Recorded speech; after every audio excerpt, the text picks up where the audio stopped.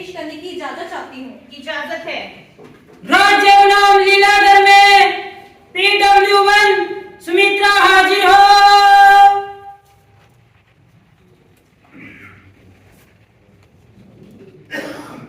Court के समक्ष शपथ लीजिए।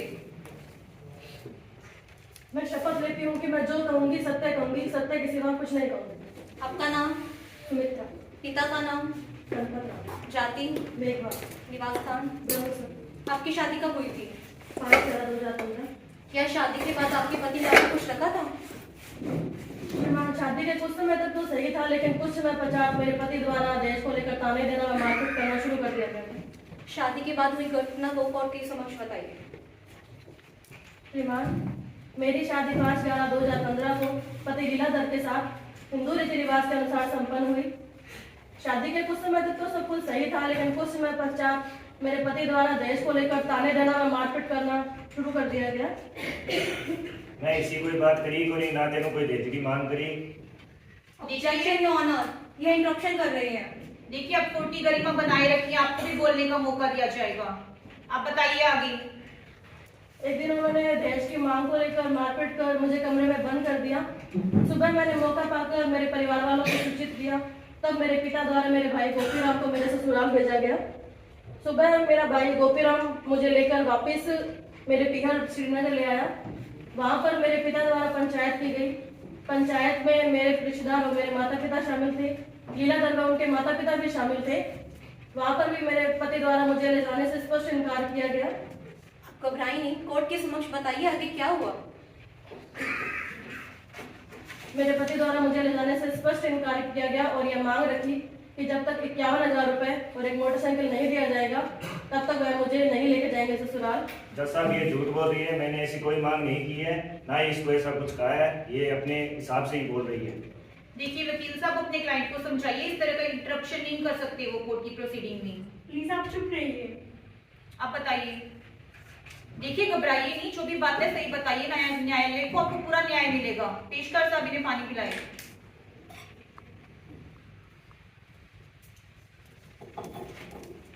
निवास स्थान? नाथवानी खेड़ी, तहसील व जिला नवागढ़। आप सुमित्रा को कैसे जानते हैं? मैं उनका रिश्तेदार। सुमित्रा के साथ शादी के बाद हुई घटनाक्रम को कोर्ट के समक्ष बताइए।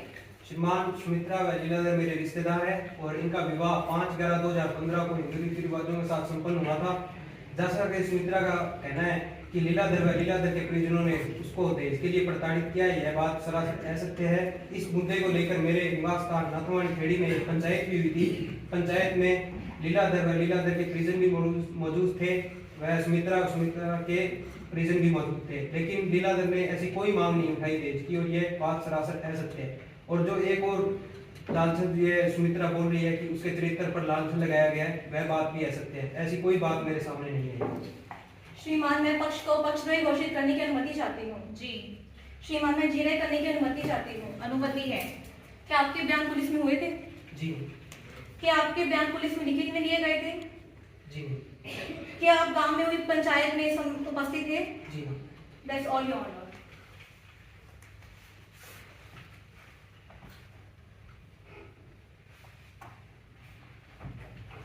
श्रीमान, मैं अगले गवाह श्री गणपत राम जी को कोर्ट में पेश करने की अनुमति चाहती हूँ।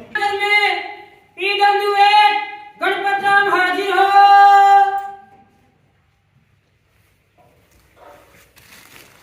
कोर्ट के समक्ष शपथ लीजिए। मैं शपथ लेता हूँ आपका नाम? गणपत राम। पिता का नाम? काशीराम। जाति? मेघवाल। पेशा? पेशी। निवास स्थान? श्रीनगर हनुमानगढ़ गाँव। आपका सुमित्रा के साथ क्या रिश्ता है? सुमित्रा मेरी बेटी है। सुमित्रा के साथ शादी के बाद हुई घटनाक्रम को कोर्ट के समक्ष बताइए। सुमित्रा की शादी लीलाधर जी के साथ 5/11/2015 को हिंदू रीति रिवाज के अनुसार हुई थी। शादी में cooler, fridge, TV, juice machine, 2 कानों की झुमकी, 2 सोने की अंगूठी आदि सामान डूंगरा गले से सुनाया था। फिर शादी के कुछ समय बाद लीलाधर जी सुमित्रा की सास और हनुमान जी से दहेज के लिए परेशान करने लगे और घर से बाहर निकाल दिया। फिर पंचायत मिला था और हमारे गांव में हुई थी। पंचायत में उन्होंने बसाने के लिए कहा था, लेकिन फिर से वह उसे परेशान करने लगे, मारपीट करने लगे और फिर से घर से बाहर निकाल दिया। अब सुमित्रा हमारे रहती है। सन 2016 में एक पंचायत हुई जिसमें लीलाधर व उसके माता पिता मौजूद थे। वह मेरे माता पिता मौजूद थे, जिसमें लीलाधर ने यह साफ कहा कि 51,000 रुपये में मोटरसाइकिल लाएगी तभी इसे घर में बसाऊंगा।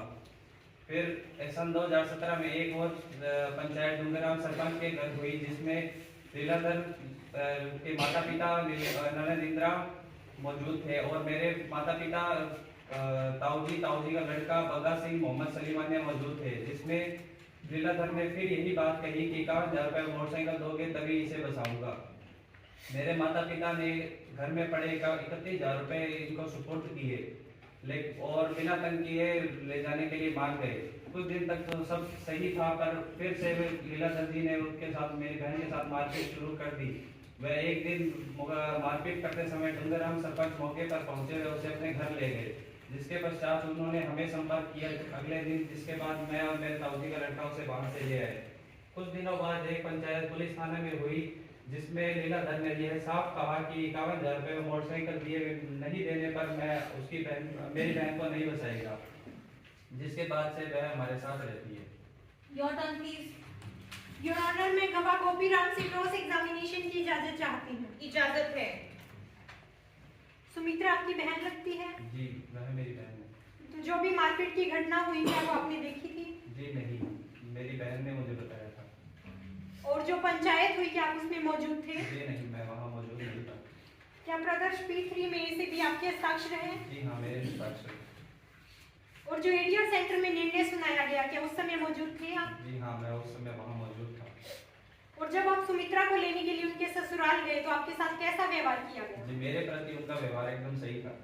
Point to be noted your honour, Gopiram ji के प्रति सुमित्रा के ससुराल वालों का व्यवहार अच्छा था।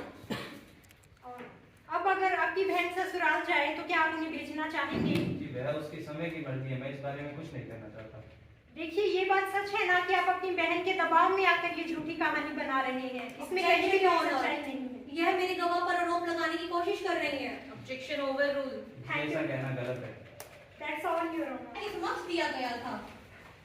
श्रीमान, जैसे तैसे कर उनके पिता ने 31,000 रुपए दिए थे, तब जाकर लीलाधर ने पंचायत के समक्ष ये कहा था कि ठीक है, वे अपनी पत्नी को अपने ससुराल ले जाएंगे, वे ना ही उसे अब तंग परेशान करेंगे, परंतु ऐसा कुछ ना हुआ। ये अपने आधे मजबूर दोबारा इनकी सास, ससुर, ननद सुमित्रा को तंग परेशान करना शुरू कर दिया। अब कोई कितना ही सही श्रीमान, इतना सब होने के बाद कहीं जाकर सुमित्रा ने यह कदम उठाया था। मैं आपको बताना चाहती हूँ श्रीमान, PW2 गोपीराम जो कि रिश्ते में सुमित्रा के भाई लगते हैं, उन्होंने भी बताया कि किस तरह उनकी बहन से क्रूरतापूर्ण व्यवहार करके उनसे दहेज की राशि मांगी गई थी। एक हद तो तब हो गई थी श्रीमान, जब एक दिन सुमित्रा को भूखी प्यासी एक कमरे में बंद कर दिया गया था। तब एक दिन मौका पाकर सुमित्रा ने जैसे तैसे कर अपने भाई को फोन करके यहाँ लाने को कहा था। तब उनका भाई गोपीराम व उनके ताऊजी का लड़का नरेश दोनों अपनी बहन को अपने संग श्रीनगर ले आते हैं। तब से वे उन्हीं के साथ रहती है। श्रीमान, PW8 गणपत राम जी जो कि रिश्ते में सुमित्रा के पिता लगते हैं, उन्होंने भी बताया कि किस तरह उनकी बेटी से क्रूरतापूर्ण व्यवहार करके दहेज की राशि मांगी गई। श्रीमान गणपत राम जी जो कि पेशे से किसान है, फिर भी उन्होंने अपने हिस्से से बढ़ चढ़कर दान, दहेज व श्रीधन दिया था। जैसे कि गणपत राम जी ने बताया था कि उन्होंने अपनी बेटी को श्रीधन के रूप में एक कूलर, एक फ्रिज, प्रेस, 2 कानों की झुमकी, एक मंगलसूत्र इत्यादि दिया था। श्रीधन की सूची पूर्व न्यायालय में पेश की जा चुकी थी। इतना ही नहीं श्रीमान जी, मैं आपको बताना चाहती हूँ कि PW7 मनोरी देवी जो कि रिश्ते में सुमित्रा की मां लगती है, उन्होंने भी बताया कि किस तरह से उनकी बेटी को जलील किया गया था, वह दहेज की राशि मांगी गई थी। उन्होंने तो यह भी कहा कि श्रीमान जी शादी होते ही उनसे किस तरह से उनकी बेटी के साथ व्यवहार करके मारपीट भी की गई है।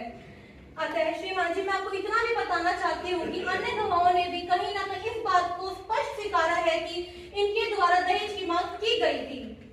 अतः मैं न्यायालय से हाजिरी करती हूँ कि भारतीय दंड संहिता की धारा 498A व 406 के अंतर्गत इसे कड़ी से कड़ी सजा सुनाई जाए। श्रीमान जी, मैं एक नजीर भी पेश कर रही हूँ।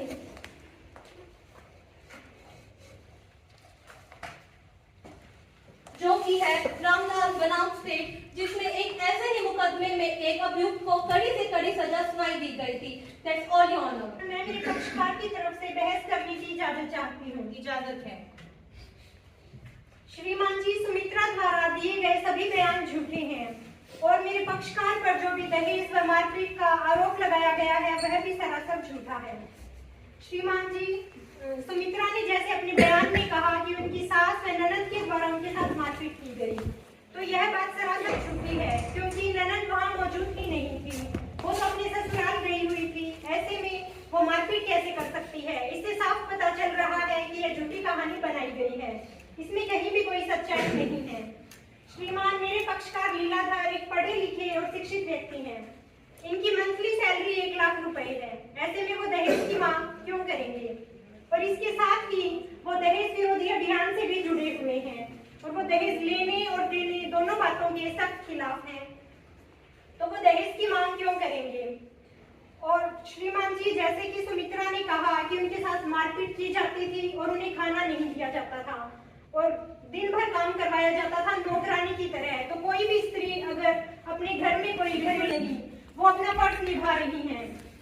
दूसरा, गणपत राम जी ने जो अपनी गवाही में कहा है कि उनकी बेटी के साथ मारपीट की गई, लेकिन उन्होंने साथ ये भी कहा कि वो उनकी कोई भी आंखों देखी घटना नहीं है, वो किसी भी घटना के साक्षी नहीं रहे।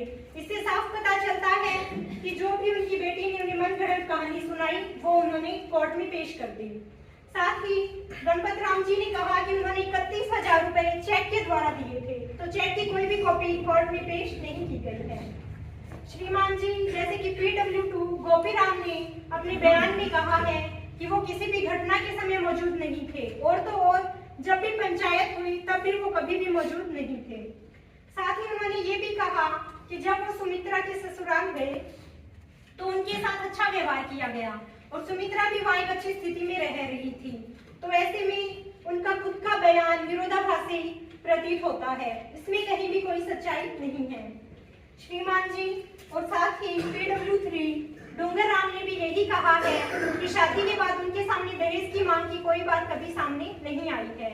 और PW4 दल्ले सिंह ने भी अपने बयान में कहा है कि सुमित्रा के कैरेक्टर पर कभी भी लीलाधर द्वारा शक नहीं किया गया है और वो खुशी खुशी एक साथ रह रहे थे। तो इन दोनों के बयानों से भी पता चलता है कि कैसे ये संदेहास्पद बयान है और विसंगत प्रतीत होते हैं आरोप के। इसके साथ ही PW5 कालूराम जी ने भी यही कहा है कि उनके सामने ऐसी कोई घटना नहीं हुई है और न्यायालय ने भी पूर्व में ही उन्हें होस्टाइल घोषित कर दिया है। इस वजह से जो भी गवाह है उनके बयान को कोई ठोस सबूत के रूप में नहीं लिया जा सकता।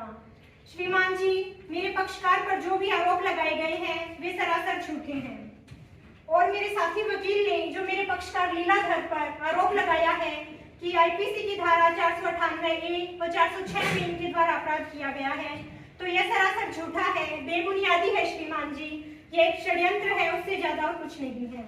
और जो धारा 406 IPC में आरोप लगाया गया है उसका कॉम्प्रोमाइज कोर्ट के बाहर पहले ही कर दिया गया है और कॉम्प्रोमाइज की कॉपी कोर्ट में पेश की जा रही है। और श्रीमान जी, धारा 498A में कोई भी अपराध नहीं बनता है क्योंकि मेरे पक्षकार ने कोई भी अपराध नहीं किया है, इन पे झूठा आरोप लगाया जा रहा है। एक नजीर भी पेश है श्रीमान जी, जिसमें अभियुक्त को विरोधाभासी बयान होने व संदेह का लाभ दिया गया है। Sanjay Kumar versus state of Rajasthan की 2003 की रूलिंग है श्रीमान जी, जिसमें कि अभियुक्त को विरोधाभासी बयान होने व संदेह का लाभ देते हुए बाइज्जत बरी किया गया है। तो मैं चाहती हूँ श्रीमान जी, मेरी न्यायालय से यही गुजारिश है कि मेरे पक्षकार को भी संदेह का लाभ दिया जाए और उन्हें बरी किया जाए। श्रीमान जी, आपको ज्ञात होगा कि भारतीय कानून का सदैव यह सुस्थापित सिद्धांत रहा है कि 100 गुनहगार को सजा हो जाए लेकिन एक बेगुनाह को सजा नहीं होनी चाहिए। और श्रीमान जी, मेरे पक्षकार लीलाधर एक बेगुनाह है, इन्हें सजा नहीं होनी चाहिए। मेरे साथी वकील के साथ तो वो बात हो गई कि सावन के अंधे को हरा ही हरा दिखता है, तो महिला हित में कानून बनाए गए हैं तो इन्हें लग रहा है कि वो कैसे ही इसका दुरुपयोग कर सकते हैं, चाहे वो कैसे ही किसी निर्दोष को फंसा सकते हैं, लेकिन ऐसा नहीं किया जा सकता है। इनके दुर्भावना के साथ लगाए गए आरोप को गलत साबित किया जाए और श्रीमान जी मेरी यही दरख्वास्त है कि मेरे पक्षकार को न्याय हित में न्याय दिया जाए। That's all your honour. न्यायालय न्यायिक मजिस्ट्रेट हनुमान